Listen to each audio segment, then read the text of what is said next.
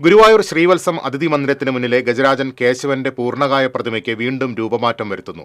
3 വർഷം മുൻപ് പുതുക്കി നിർമ്മിച്ച ശില്പത്തിന് കേശവന്റെ രൂപസാദൃശ്യം ഇല്ലെന്ന പരാതിയെ തുടർന്നാണ് പുനർനിർമ്മാണം നടത്തുന്നത്.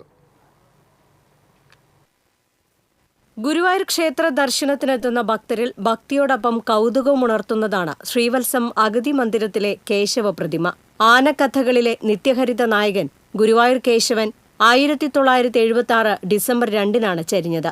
4 പതിറ്റാണ്ടോളം ഗുരുവായൂരപ്പന്റെ തിടമ്പേറ്റിയ കേശവൻ ചരിഞ്ഞ സ്ഥലത്ത് ശില്പി MRD ദത്തന്റെ നേതൃത്വത്തിൽ 1982 ആനയുടെ അതേ വലിപ്പത്തിൽ പ്രതിമ നിർമ്മിച്ചു. ഈ ശില്പത്തിന് കാലപ്പഴക്കമായി എന്ന് പറഞ്ഞാണ് 2022 പുതുക്കി നിർമ്മിച്ചത്. രായിരനെല്ലൂർ മലയിൽ നാറാണത്ത് ഭ്രാന്തന്റെ ശില്പമടക്കം നിർമ്മിച്ച സുരേന്ദ്രകൃഷ്ണനായിരുന്നു ശില്പി. പ്രതിമയുടെ പുനർനിർമ്മാണം കഴിഞ്ഞപ്പോൾ തന്നെ രൂപസാദൃശ്യമില്ലെന്ന ആരോപണം ഉയർന്നിരുന്നു. എന്നാൽ നേരത്തെയുണ്ടായിരുന്ന ശില്പത്തിന് കേശവന്റെ യഥാർത്ഥ രൂപമായിരുന്നില്ല എന്നായിരുന്നു വിശദീകരണം. ഇതിൽ തൃപ്തിയില്ലാത്ത ആരാധകരുടെ ആവശ്യം പരിഗണിച്ച് വീണ്ടും രൂപമാറ്റം വരുത്താൻ ദേവസ്വം ഭരണസമിതി തീരുമാനിക്കുകയായിരുന്നു.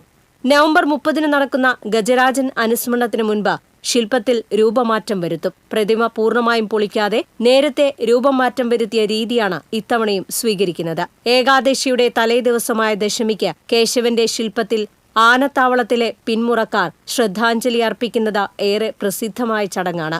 ശ്രീവത്സം വളപ്പിൽ തന്നെയുള്ള ഗുരുവായൂർ പത്മനാഭന്റെ ശില്പം നിർമ്മിച്ച എളവള്ളി നന്ദനാണ് കേശവനെയും ആരാധകരുടെ മനസ്സിലെ കേശവനാക്കുന്നത്. TCV news, Guruvayur.